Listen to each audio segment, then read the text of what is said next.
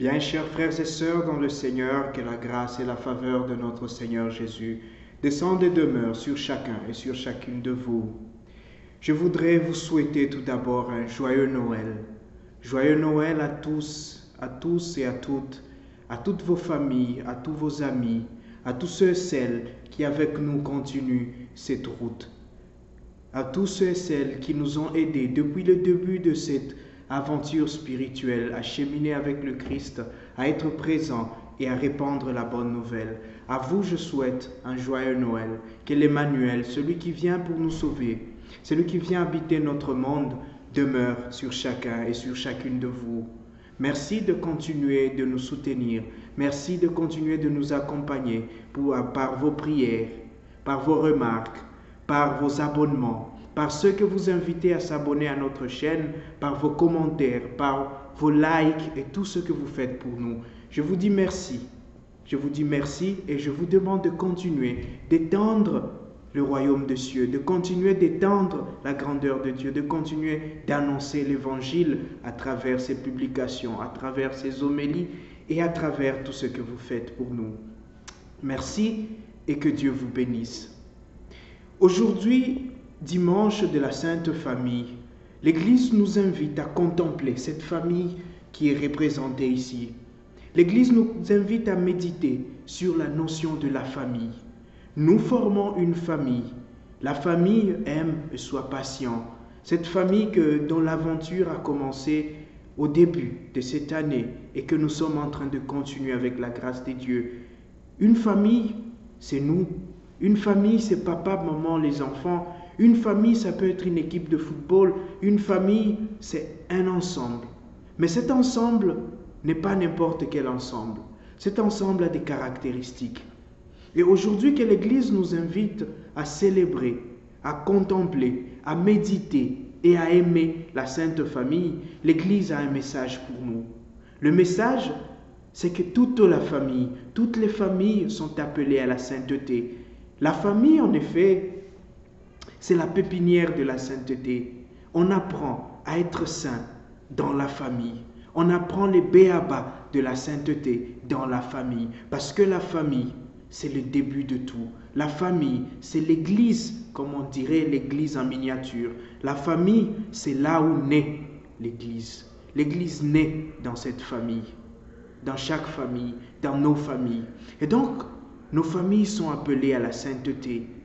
Mais de quelle façon nos familles peuvent devenir saintes? De quelle façon nos familles peuvent accéder à cette vocation universelle, à cette vocation de tous les chrétiens, à cette vocation de tous les enfants de Dieu? 3 éléments que nous découvrons dans l'évangile d'aujourd'hui qui font que nos familles aussi peuvent devenir saintes. Vous savez, Jésus, Marie, Joseph, ensemble sont appelés la Sainte Famille. Pas parce qu'ils étaient très connus, pas parce qu'ils avaient des grands biens, pas parce qu'ils étaient très spéciaux. Non, peut-être Jésus est spécial parce que c'est le Fils de Dieu, c'est Dieu fait homme. Mais dans sa vie, sa naissance, sa croissance, n'ont rien d'extravagant, n'ont rien d'extraordinaire. Mais pourquoi elle est appelée Sainte Famille? C'est pas seulement parce qu'elle a mis au monde l'enfant de Dieu. C'est pas seulement parce que ses 2 parents portent dans leur maison le Fils de Dieu. Mais il y a 3 éléments qui font que la Sainte Famille est un modèle de toutes les familles. Parce que Jésus est né une fois. C'est la condition humaine. Mais il naît chaque jour dans chaque famille. Il naît chaque jour chez nous par l'adhésion à sa parole. Chaque fois qu'un de nous adhère à la parole du Seigneur, Jésus naît dans nos familles. Mais qu'est-ce qui fera alors que ces familles soient saintes? Le premier élément qui fait que nos familles peuvent devenir des saintes familles, c'est cette capacité de nos familles à nous donner à Dieu. C'est cette capacité de nos familles à respecter et à pratiquer ce que Dieu nous recommande. Jésus est présenté au temple par Joseph et Marie. Jésus est amené au 8e jour, comme cela est dit dans la loi de Moïse. Cette loi de Moïse qui lui a été donnée par Dieu. Et donc Joseph et Marie respectent, acceptent d'en faire entrer Jésus de lui montrer le premier chemin qui est le chemin de Dieu. Une famille sainte, c'est une famille dont les membres savent montrer les uns aux autres le chemin de Dieu, le chemin de l'Église, le chemin de la prière, le chemin de la confession, le chemin du pardon, le chemin de l'écoute, le chemin de l'accueil. Voilà le premier élément qui caractérise une sainte famille. Savoir être avec Dieu, savoir être en contact avec Dieu, savoir être en communion avec Dieu. Un enfant qui naît dans une famille, le premier réflexe, c'est d'aller à l'église.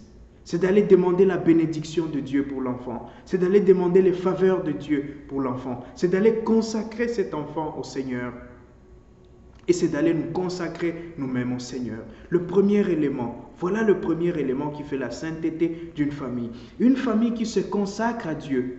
Pas seulement en parole, pas seulement dans des choses superficielles, mais qui se consacre à Dieu par l'écoute de la parole, par la mise en pratique de la parole de Dieu. Et la mise en pratique de la parole signifie le dialogue dans la famille, signifie la prière en famille, signifie le partage en famille, signifie apprendre aux enfants à aimer Dieu, apprendre aux enfants à aimer les choses de Dieu, apprendre aux parents à aimer les choses de Dieu.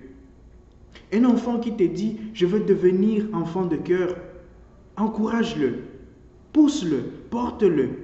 Ta femme veut devenir lectrice, ta femme veut devenir quêteuse, elle veut devenir maman pour mettre la propreté à l'église, elle veut devenir catéchiste, encourage-la, aide-la à aller dans les choses de Dieu. Ton mari, il veut devenir enseignant, il veut entrer dans le conseil paroissial, il veut faire des œuvres de Dieu. Eh bien, encourage-le, porte-le vers les choses de Dieu. Soyez attachés aux choses de Dieu. Voilà le premier élément qui fait la sainteté de nos familles. Voilà le premier élément qui donne à nos familles cette culture de la sainteté. Nos familles doivent cultiver la sainteté. Le deuxième élément, c'est l'exemple de vie. C'est la manière dont nous vivons avec les autres. Une famille qui s'est donnée de la joie. Une famille qui s'est présentée les bonnes choses aux autres. Une famille qui s'est partagée avec son entourage. C'est une famille qui grandit dans la sainteté. Vous savez, Jésus naît. On va au temple. On rencontre le vieux Siméon. Marie pouvait se dire, non, je ne te donne pas mon bébé. Marie pouvait être suspicieuse, ne pas partager cette joie de porter le Fils de Dieu, cette joie de porter le Sauveur du monde, cette joie de porter la lumière du monde. Marie ne s'est pas enfermée sur cette joie elle-même. Joseph ne s'est pas enfermé sur cette joie lui-même. Ils ont partagé cette joie. Et Siméon, qui depuis longtemps attendait, voilà qui est en joie, voilà qui exulte et qui dit, Maître, maintenant tu peux laisser ton serviteur s'en aller en paix. Une famille qui sait partager sa joie, qui sait partager ses moments avec les autres, c'est une famille qui devient sainte. C'est une famille qui porte les marques de sainteté.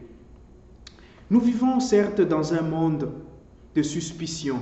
Nous vivons dans un monde difficile. Dans un monde où il est difficile de faire confiance. Dans un monde où, lorsque tu t'ouvres au monde, les autres te poignardent dans le dos. Lorsque tu essaies d'être bon, les autres se moquent de toi. Lorsque tu essaies d'être meilleur, de partager, de t'ouvrir, ça devient aussi la porte peut-être parfois de ton malheur.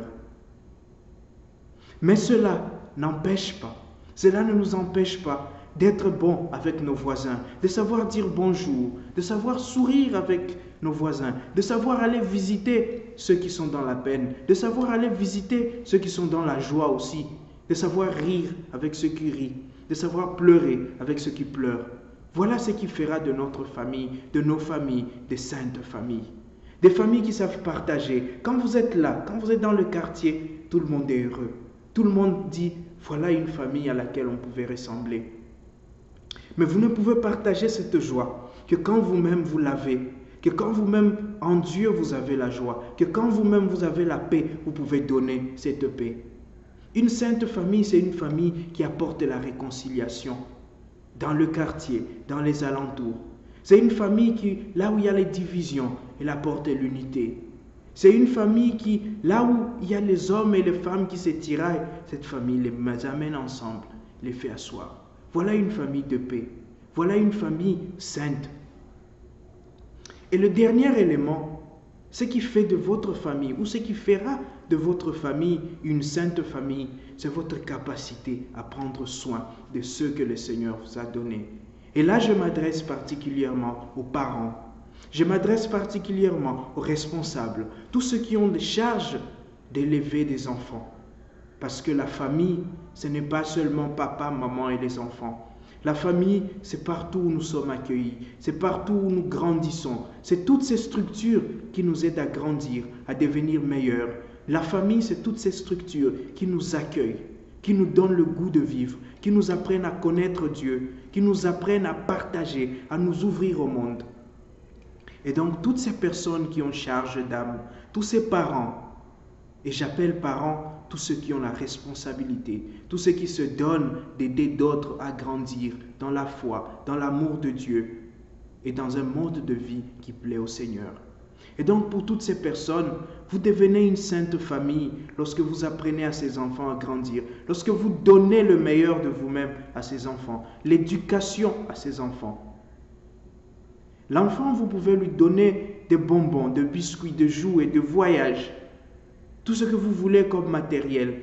Mais cet enfant a besoin d'éducation. On nous dit à la fin de l'évangile que Jésus grandissait. Il grandissait et se fortifiait. Il grandissait en sagesse. Et la grâce de Dieu était sur lui. Grandir, c'est parce que les parents vous nourrissent. C'est parce que les parents vous donnent le nécessaire. C'est parce que les parents vous encadrent. Se fortifier, c'est parce que les parents vous apprennent à être des personnes solides. Vous apprennent que quand il y a de la peine, on peut souffrir, mais il faut savoir rester dur, il faut savoir rester ferme, il faut savoir dire non, il faut savoir dire oui quand il le faut. Il faut avoir des principes dans la vie, il faut marcher avec des règles. Apprenez cela aux enfants, apprenez cela à ceux dont vous avez la charge. Ils ont déjà la grâce de Dieu. La grâce de Dieu là, et vous devez cercler autour de cette grâce. Vous devez aider cette grâce à grandir. Vous devez aider cette grâce à se multiplier et à fructifier. Et lorsque nous serons capables de cela, ces familles-là seront bénies de Dieu, seront bénies des hommes et vivront sous cette grâce du Seigneur. Vivront sous cette grâce de Dieu. Frères et sœurs, prions ce soir, prions aujourd'hui que le Seigneur nous donne cette grâce. Qu'il donne à nos familles la grâce d'être des lieux de sa présence. Qu'il donne à nos familles la grâce de savoir partager, la grâce de savoir être bien pour les autres, la grâce de savoir être des lieux de paix, des lieux de bonheur, des lieux d'accueil pour les autres. Mais que le Seigneur donne aussi aux parents, à tous les parents, la grâce de savoir éduquer les enfants, la grâce de savoir faire grandir ses enfants dans l'amour de Dieu, dans l'amour des hommes et dans l'amour de ce monde, ce beau monde que Dieu nous a donné. Que Dieu nous accorde cette grâce et que chaque jour, cette sainte famille de Jésus, Marie et Joseph continue d'intercéder pour toutes nos familles. Amen.